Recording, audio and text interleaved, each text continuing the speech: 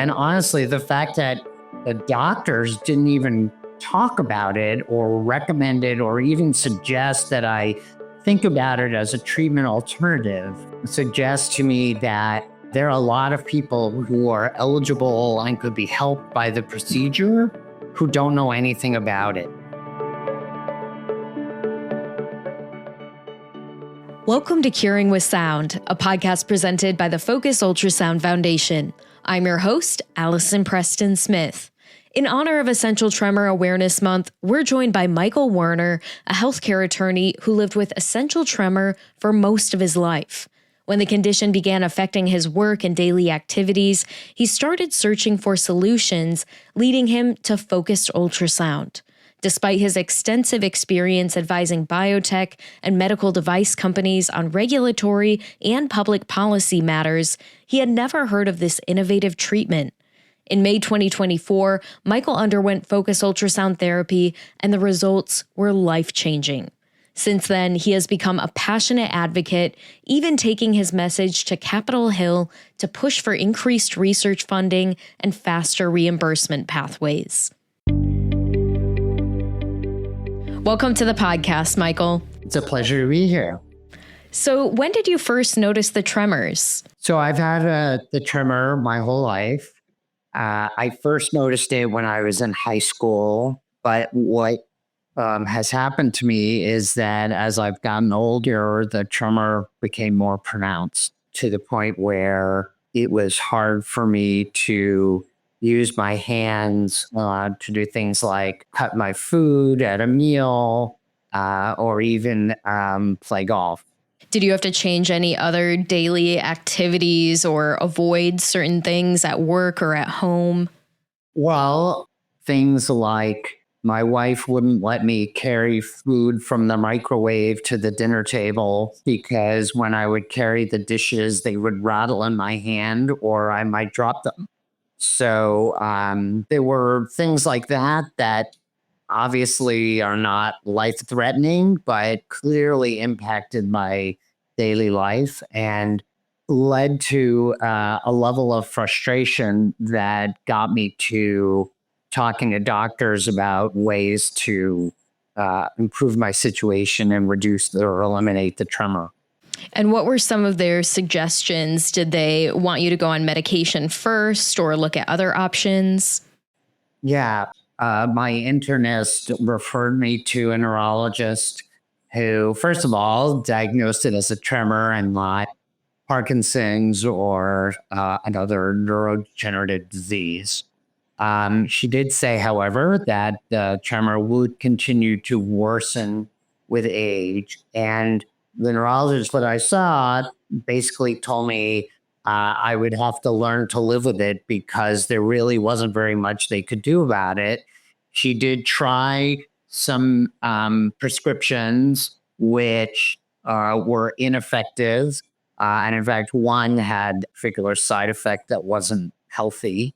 And when I went back to her, she said, well, that's not unexpected. There's not much we can do for essential tremor. The medications don't work very well, but I can refer you to a movement disorder neurologist who may have some ideas. I went to see the movement disorder neurologist who told me I needed to have deep brain stimulation surgery. And when I asked why, she said, because it's basically the only thing that can help you. And she said, you know, there are other treatments like ultrasound and things, but she was very dismissive of those. So I went to see a neurosurgeon that she referred me to who explained deep brain stimulation surgery. And while the outcomes were good, it sure was an interventional procedure that had the potential for side effects and things like that. So I started doing my own research and went to see the doctors at the NIH here in Washington, basically for a second opinion or to see if there were other treatment options available. They did an assessment, of course, reaffirmed the tremor diagnosis referred me to a neurosurgeon. So I went to see the neurosurgeon at the NIH. And when my wife and I sat down with him, his first question to me was, why aren't you looking at focused ultrasound? And I said, I don't know anything about focused ultrasound. The doctors only told me about deep brain stimulation surgery. And he said, well, focused ultrasound is a terrific option. The outcomes are great. It's much less invasive than deep brain stimulation surgery. So you really need to look into focused ultrasound before you decide to do deep brain stimulation surgery. And he said there was a paper published in the New England Journal of Medicine. And he said some of the lead investigators were at the University of Virginia, which is obviously close to me geographically. And he said, go down and talk to them and ask them about focused ultrasound. And if it's not an option, you can come back and we'll do deep brain stimulation surgery. And my wife said to him, well, if this were you or your father, what would you do? And he said, I would go check out focused ultrasound and see what they tell you. So we went down to see the folks. We did reading and our literature search, and we saw that the outcomes were great. The efficacy was great. And we went down and saw the surgical team at UVA, and they said, you're a perfect candidate for focused ultrasound. We would recommend you doing it. And I said, what about deep brain stimulation surgery? And they said, well, we could do that too, but why would you want to do that? It's so much more invasive, and we can really help you with focused ultrasound.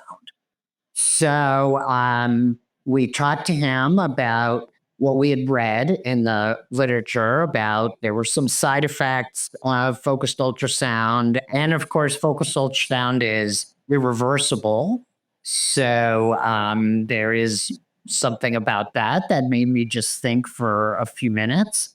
But I needed to do something about the tremor. It was too much of an impediment to my life, and ultimately settled on focused ultrasound as the best option.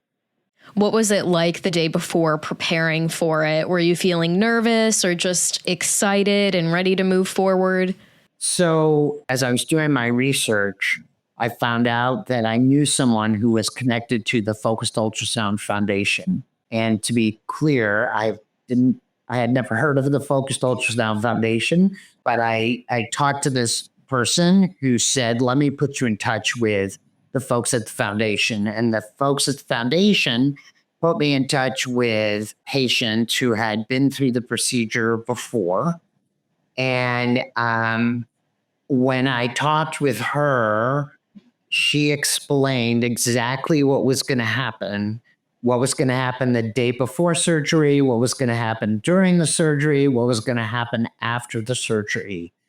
And that took the anxiety level down significantly because I knew what to expect. And so the day before, there's a bunch of, they do MRIs and all of that. And then the day of, I went to the surgical center, and they prepped me there. And the team is just great. They had so much experience. And so they, again, kind of walked me through everything.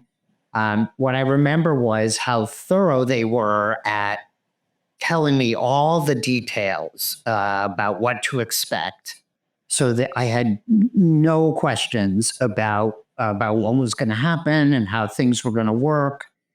And they were very comforting. And then the whole thing from when I walked into the surgical center to when they let me go was about 2 hours. And the results were instantaneous. My tremor was gone. I should say it's one side of your body. So in my right hand, but the tremor was gone. I could write my name. I could hold a bottle of water. I could do any of those things. I even made a video of myself. My wife took the video, me the night before trying to drink a glass and the night after surgery trying to drink a glass. And pictures are worth 1,000 words. So it's great. So that was about 9 months ago. The side effects were minimal and the results have been long lasting and wonderful. That's amazing. And so glad to hear it went well for you. Was there anything that you were looking forward to being able to do again? Well, the things that I talked about, just being able to, I like to cook. So being able to measure out quantities of ingredients in measuring cups or measuring spoons, or even things like carrying dishes to the table, my golf game, all of those things. It's been wonderful, really remarkable. Well, what's interesting is, the essential tremor is hereditary. So I've had it essentially my whole life. So it's kind of funny that my hand now is steadier than it's ever been. I've never known it to be like this. So that's a wonderful feeling too. Do you have the tremor on both sides or just one side? So they did it on my right side. I'm right-handed, so I wanted that hand to be stable. And I'm going to go back and have the surgery done on my left side, the right side of my brain to the left side of my body, because my left hand is still the tremor is very pronounced. So some things are still difficult for me. And I can't wait to get the procedure and have both my hands be steady.